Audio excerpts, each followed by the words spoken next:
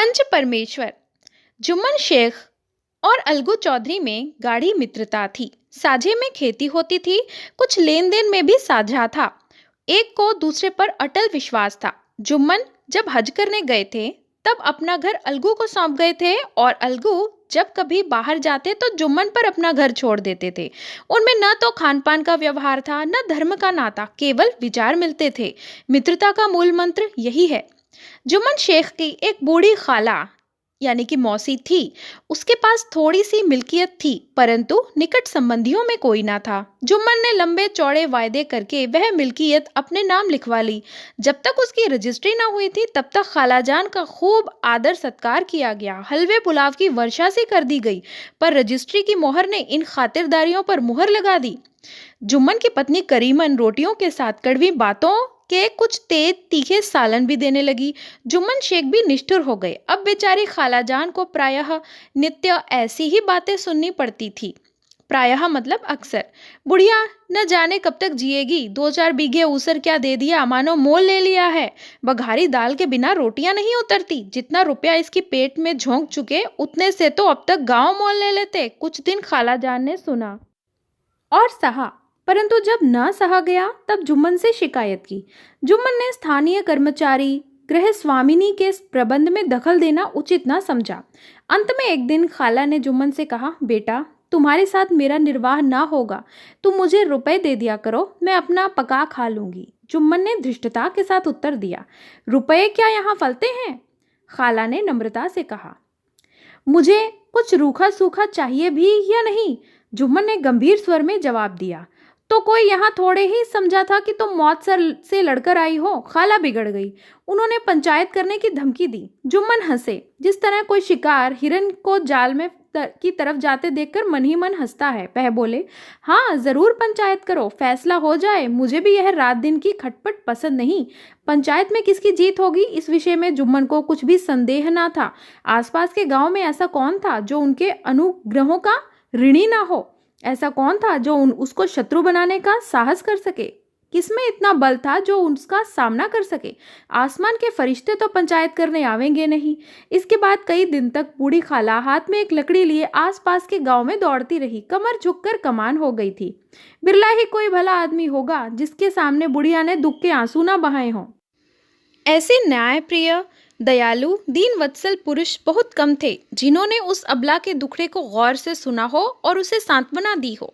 चारों ओर घूम घूम कर बेचारी अलगू चौधरी के पास आई। बेटा तुम भी दम भर के लिए मेरी पंचायत में चले आना। अलगू, यों आने को तो आ जाऊंगा मगर पंचायत में मुंह न खोलूंगा। खाला, क्यों बेटा? अलगू, अब इसका क्या जवाब दूं? अपनी खुशी। जुम्मन मेरा पुराना मित्र है, उससे बिगाड़ नहीं सकता। खाला, बेटा क्या बिगाड़ के डर से ईमान की बात ना कहोगे? हमारे सोए हुए धर्मज्ञान की सारी संपत्ति लुट जाए तो उसे खबर नहीं होती, परंतु ललकार सुनकर वह सचेत हो जाता है, फिर उसे कोई जीत नहीं सकता। अलगू इस सवाल का उत्तर न दे सका और उसके हृदय में ये शब्द गूंज रहे थे, क्या बिगाड़ के डर से ईमान की बात ना कहोगे? संध्या समय एक पेड़ के नीचे पंचायत बैठी। शेख जुम्मन ने पहले से ही फर्श बिछा रखा था। उन्होंने पान, इलायची, हुक्के, तंबाकू आदि का प्रबंध भी किया था। हाँ, स्वयं अलबत्ता अलगू चौधरी के साथ जरा दूर पर बैठे थे। जब पंचायत में कोई आ जाता था तब दबे हुए सलाम से उनका स्वागत करते थे। पंच लोग बैठ गए तो बूढ़ी खाला ने उनसे विनती की, पंचो, आज 3 साल हुए मैंने अपनी सारी जायदाद अपने भांजे जुम्मन के नाम लिख दी थी। इसे आप लोग जानते ही होंगे। और जुम्मन ने मुझे ताहयात यानी कि जब तक मैं जिंदा हूँ रोटी कपड़ा देना कबूल किया।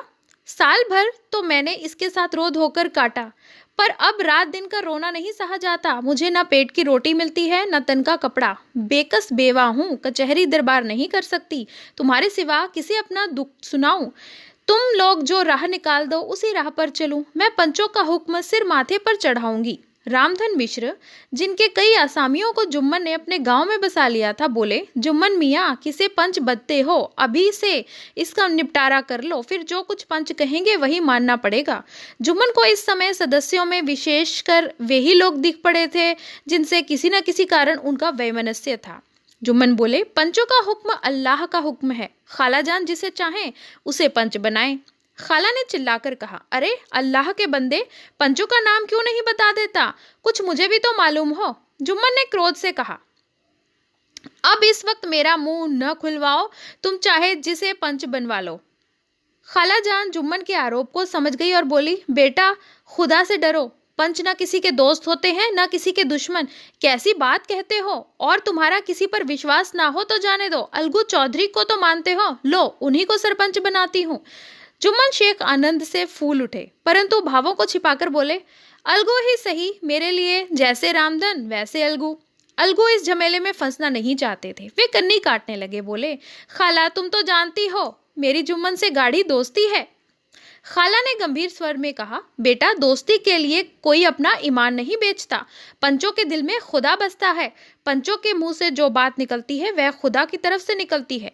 अलगू चौधरी सरपंच हुए। रामधन मिश्र और जुम्मन के दूसरे विरोधियों ने बुढ़िया को मन में बहुत कोसा। अलगू चौधरी बोले, शेख जुम्मन, हम और तुम पुराने दोस्त हैं, जब काम पड़ा तुमने हमारी मदद की है और हमसे भी जो बन पड़ा तुम्हारी सेवा करते रहे हैं, मगर इस समय तुम और बूढ़ी खाला दोनों हमारी निगाह में बराबर हो, तुमको पंचों से जो कुछ अर्ज करनी हो करो। जुम्मन को पूरा विश्वास था कि अब बाजी मेरी है, अलगू यह सब दिखावे की बातें कर रहा है, अतएव शांत चित्त होकर बोले, पंचों 3 साल हुए खालाजान ने अपनी जायदाद मेरे नाम लिख दी थी, मैंने उन्हें ताहयात कपड़ा खाना देना कबूल किया था, खुदा गवाह है आज तक मैंने खालाजान को कोई तकलीफ नहीं दी, मैं उन्हें माँ के समान समझता हूँ, उनकी खिदमत करना मेरा फर्ज है, मगर औरतों में जरा अनबन रहती है, इसमें मेरा क्या बस है।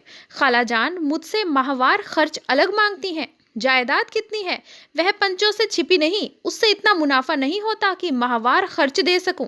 अलगू चौधरी को हमेशा कचहरी से काम पड़ता था, अतएव वह पूरा कानूनी आदमी था। उसने जुम्मन से जिरह शुरू की। एक एक प्रश्न जुम्मन के हृदय पर हथौड़े की चोट की तरह पड़ता था।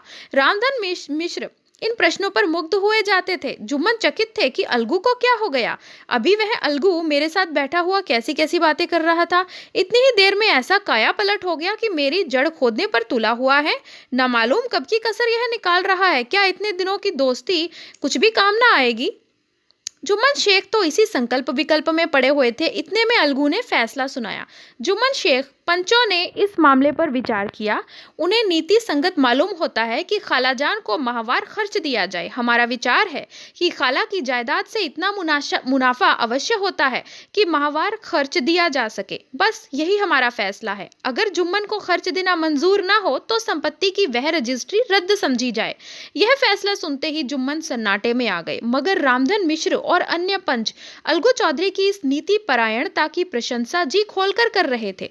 वे कह रहे थे, इसका नाम पंचायत है, दूध का दूध और पानी का पानी कर दिया, दोस्ती दोस्ती की जगह है, परंतु धर्म का पालन करना मुख्य है।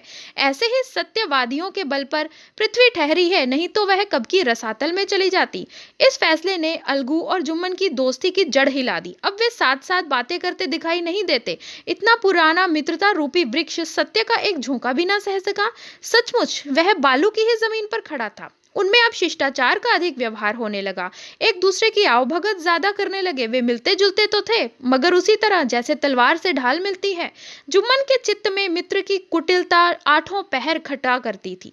उसे हर घड़ी यही चिंता रहती थी कि किसी तरह बदला लेने का अवसर मिले। अच्छे कामों की सिद्धि में बड़ी देर लगती है, परंतु बुरे कामों की सिद्धि में यह बात नहीं होती। जुम्मन को भी बदला लेने का अवसर जल्द ही मिल गया।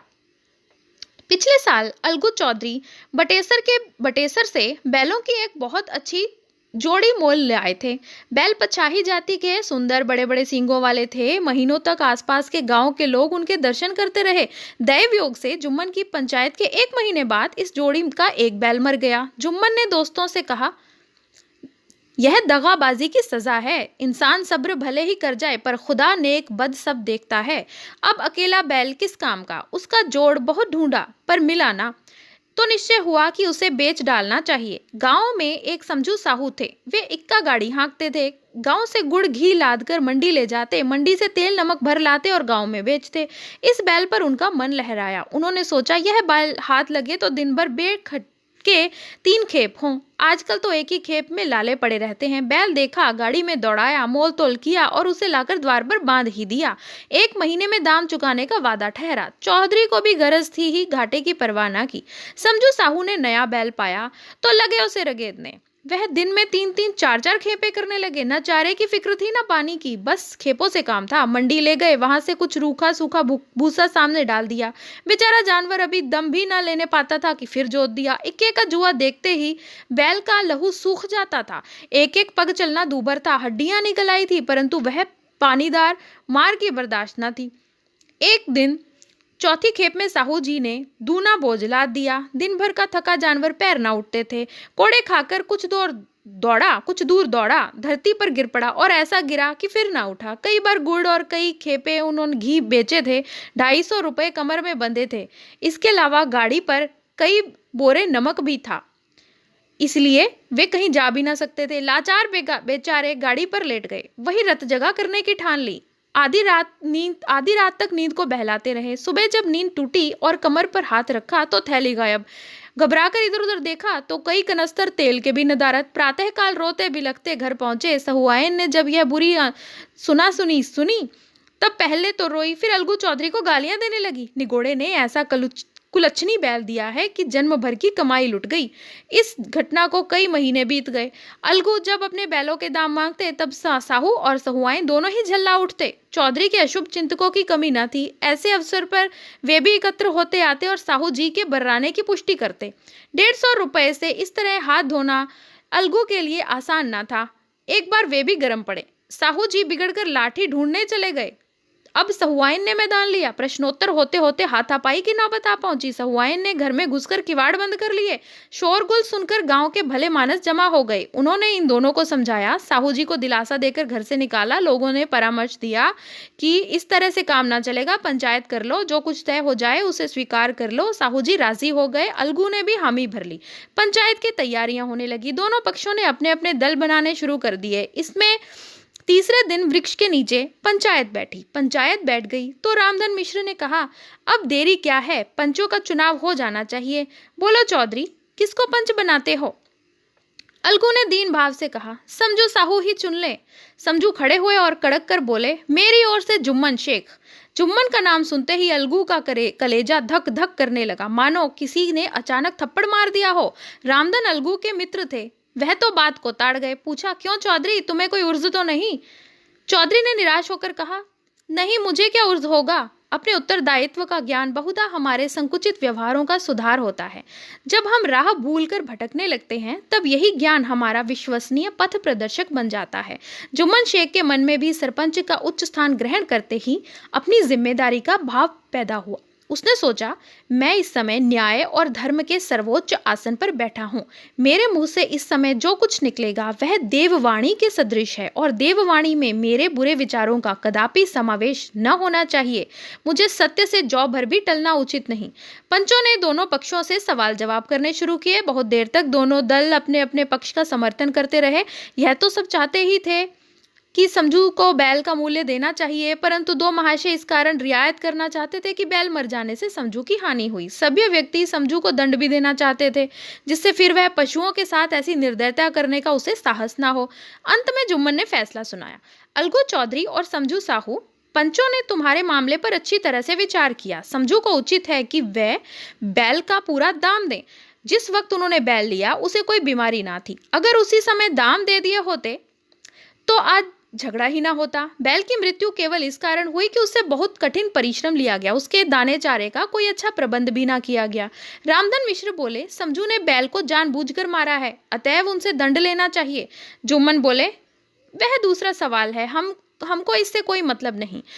झगड़ू साहू ने कहा, समझू के साथ कुछ रियायत होनी चाहिए। जुम्मन बोले, यह अलगू चौधरी की इच्छा पर निर्भर है। यह रियायत करे तो उनकी भलमानसी। अलगू चौधरी फूले ना समाये, उठ खड़े हुए और जोर से बोले, पंच परमेश्वर की जय। इसके साथ ही चारों ओर प्रतिध्वनि हुई, पंच परमेश्वर की जय। प्रत्येक मनुष्य जुम्मन की नीति को सराहता था। इसे कहते हैं न्याय। यह मनुष्य का काम नहीं, पंच में परमेश्वर वास करते हैं, यह उन्हीं की महिमा है। पंच के सामने खोटे को खरा कौन कह सकता है। थोड़ी देर बाद जुम्मन और अलगू पास आए और उनके गले लिपटकर बोले, भैया जब से तुमने पंचायत की तब से मैं तुम्हारा प्राण घातक शत्रु बन गया था, परंतु आज मुझे ज्ञान हुआ कि पंच के पद पर बैठकर कोई न तो किसी का दोस्त होता है न किसी का दुश्मन। न्याय के सिवा उसे और कुछ नहीं सूझता। आज मुझे विश्वास हो गया कि पंच की जबान से खुदा बोलता है। अलगू रोने लगे। इस पानी से दोनों के दिल का मैल धुल गया। मित्रता की मुरझाई हुई लता फिर से हरी हो गई।